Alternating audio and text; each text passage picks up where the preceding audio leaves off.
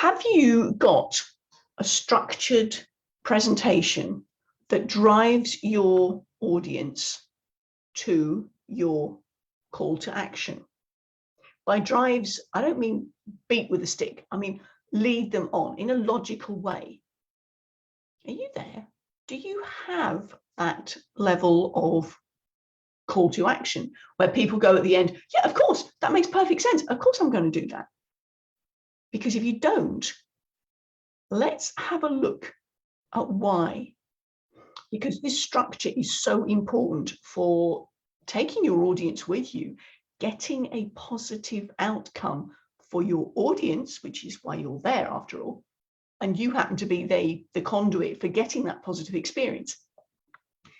So let me tell you what's involved in this. I want you to think about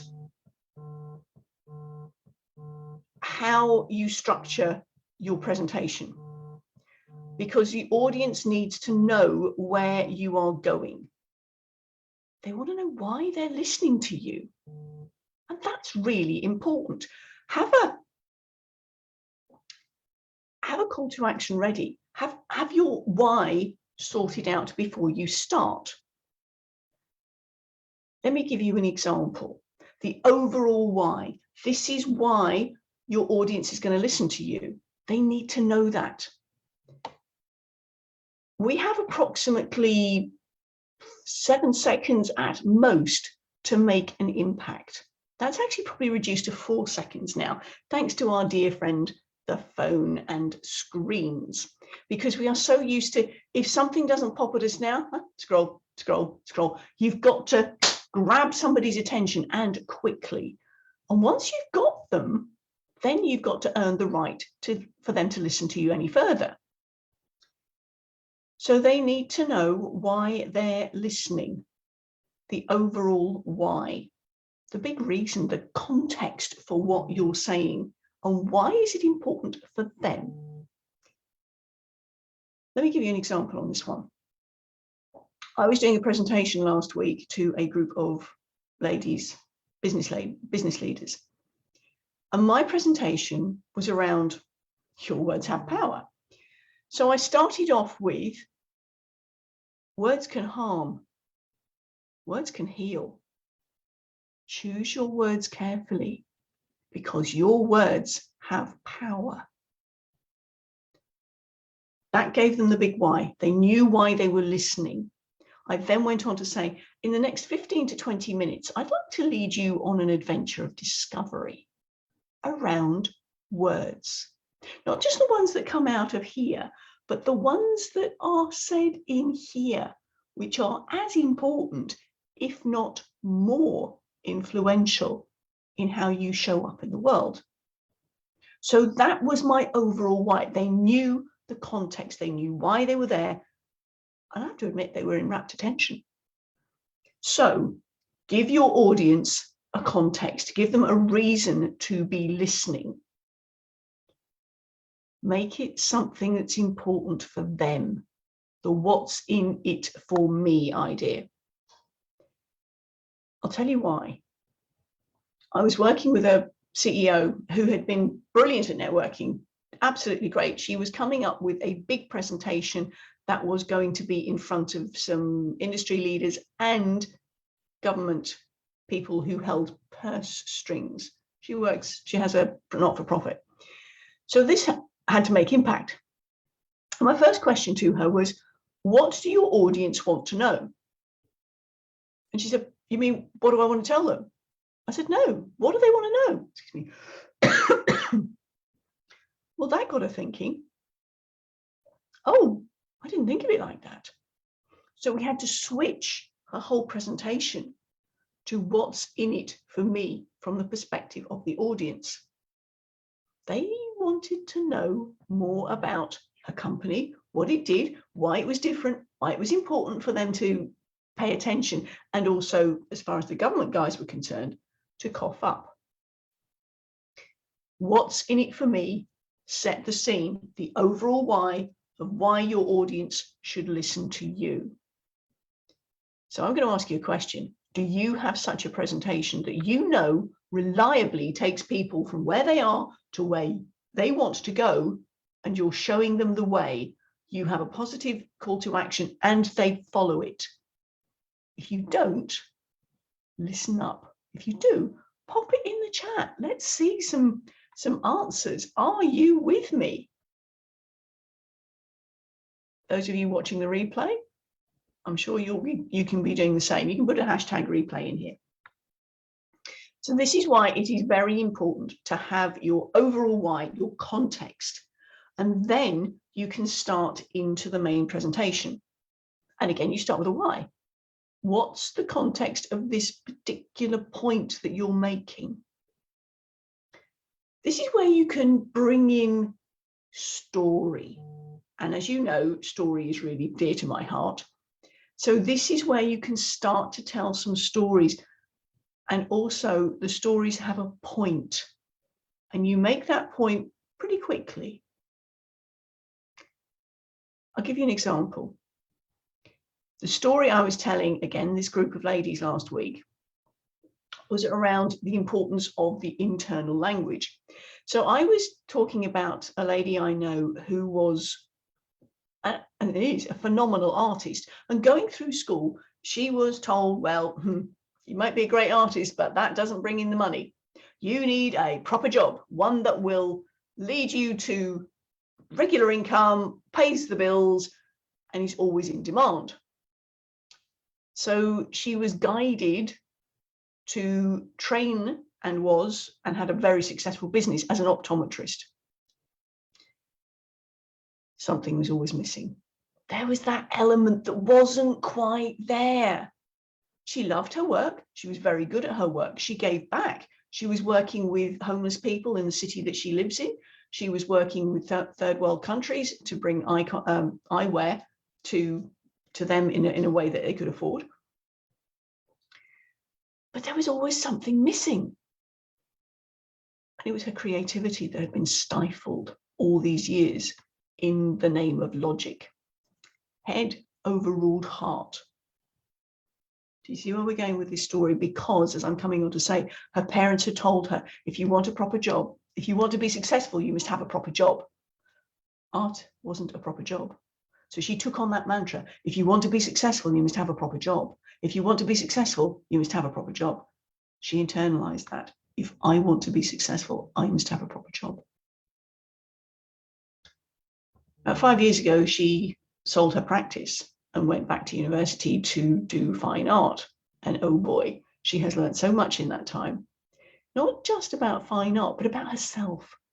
And I have to tell you, she's never been happier. Her creativity is blossoming, and she is doing her artwork, creating wonderful pieces and selling them.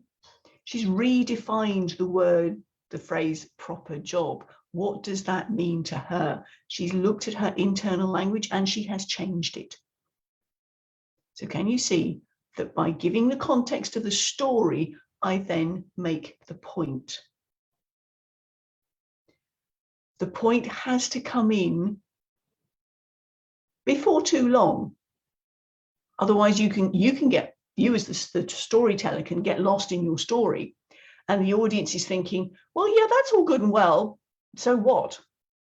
It can be a magical story. It can transport you back in time and place. But if the audience is left thinking, and how does that relate to me? What's the point? That brings me to a second thing that you can include in this particular section of your presentation, quotes. Les Brown said, never tell a story without a point. And never have a point without a story to illustrate it. So both sides are important. Feedback that we've had from our Your Words Have Power presentations. And if you haven't already been in the room, where have you been? We're doing it twice a month. Get your tickets. We've got one coming up next week. Feedback from our audience, now upgraded to speaker champions, is always taken on board. Something that came up recently was brilliant storytelling, but I'm left listening, thinking, well, why am I listening? Where are we going with this? What's the point? So the story needs to be giving the context for the point. Not that you get so lost in the details that you forget to get to the point. Particularly when you're on a tight time, which all speakers will be. They will be on a time framework.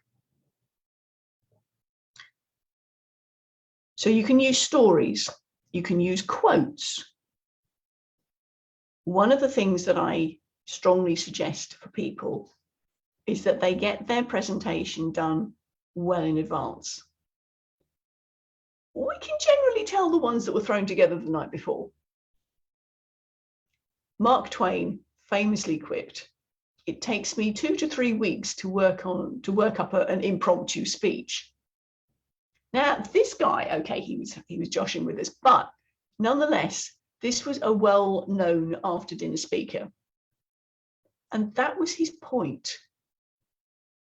Impromptu speeches will be required of you. If you're known as a speaker, you may be at an event where somebody's called off or somebody's called in sick.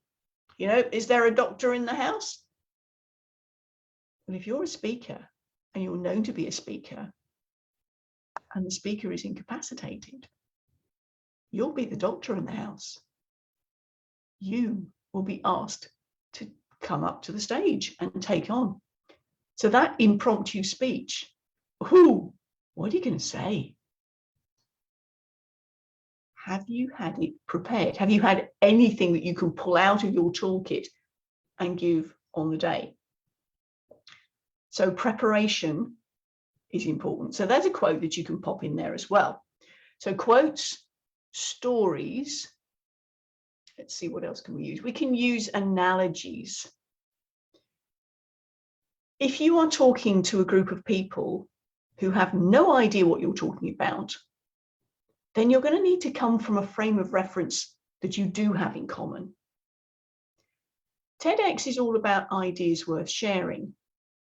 Now, if you have something totally new that is outside the scope of present experience, think Galileo and the round earth as opposed to the flat earth, how are you going to explain it in a way that makes sense to your audience? There has to be something in common. There has to be a common framework that you can pull on and experience in your head. You know when? Well, it's like that. Example. An anthropologist, this is a story that's often told. I haven't gone to the roots of it, I confess. But there was an anthropologist who went into the Amazonian jungle. And they were curious as to how he got there, because their world was limited by the area that they knew, plus the fact that he was a different color and all the rest of it. And when he was talking about the fact that he flew in, aeroplanes were way outside their experience. However, one went over and he could point it out. And they looked at him and went, "Oh, you mean the big plane that doesn't flap its wings?" Sorry, the big bird that doesn't flap its wings. Because their experience of things that were up in the air were birds. But this bird was different. This bird didn't flap its wings. They had no concept of metal, particularly, certainly not steel. So what was given to them was, yes, the analogy of the big bird that doesn't flap its wings. Do you see where I'm going with this? If you're bringing in a totally new concept, how can you give it some context, give it some grounding, something that is already recognized, and then you draw on that mental picture? It's like that, only it's different. And this is where you then go on to explain the differences. So this is all under your why. You can use quotes, you can use stories, you can use analogies. You can give people a vision one of the reasons that I do what I do is getting people to think about the internal language that's going on. If they could work back, if you could work back, what are the words that you are using to language your thoughts? Because those thoughts are what are shaping your everyday experience of life. They're the thoughts, they're the words in your head that are coloring your decisions as you go forward in life. And sometimes those are so early on in your childhood that you may not even be aware of them. So my vision, and I'm sharing this with you now, is for people to understand, is for my audiences to understand that sometimes there are things that I say, I do, that if I followed the breadcrumb trail back, I could get to the underlying script. What am I telling myself? And I can then take that step back and go, is it working for me? Not really, not now. It was way back when. But now I'm a different person. I have grown. So I've given you a bit of story there, and I've also given you the vision of where I am taking my audiences to see where their internal script is no longer serving. And my call to action is to flip that script. Let's look at changing it. So my talk is in that direction. I trust this has been helpful. So what we've done today, we've unpacked the big why, the overarching why should my audience listen to me? And we've done a little bit of work on the why of your particular point, a particular thing that you want to bring out. That why is so important. I suspect that you've heard of Simon Sinek and his thing that you start with the why, always start with the why. Because when people know the context, when they've got the reason for listening, they know where they're heading, then you take them along with you. If you launch straight in without giving a context, I don't know what's the point? I'm left thinking, have I missed something here? My father was a great one for this. He would start a train of thought in one end of the house, walk through and start carrying on verbalizing where he got to in his train of thought. And I would stop him and say, Dad, I have no context. Can you tell me what you were thinking about for all that time? Because I don't know where you were coming from. That's the importance of getting the why organized and getting that clearly expressed, because that's going to take up 60% of your presentation in terms of the energy, for sure. Because without the context, people are going to go, what? You've got to fill that why in. Drop in the notes your takeaways from this today. And to lead you into this, the reason I'm doing this particular session today is to let you know that we have a workshop coming up on the 21st of July, 3-hour deep dive into this format, this structure that I've been talking to you about, just giving you a little bit of a soupçon today. 21st of July for those of us in Australia and New Zealand, 20th for those of you in North America. I'll pop the details in the chat when we're done. Sign up, then you can get 3 workshops for the price of 1, and you get a free pass into Your Words Have Power. And we can see your structured presentation. As I said, pop in the chat, let me know your takeaways, and we'll see you on the 21st. For now, bye from me.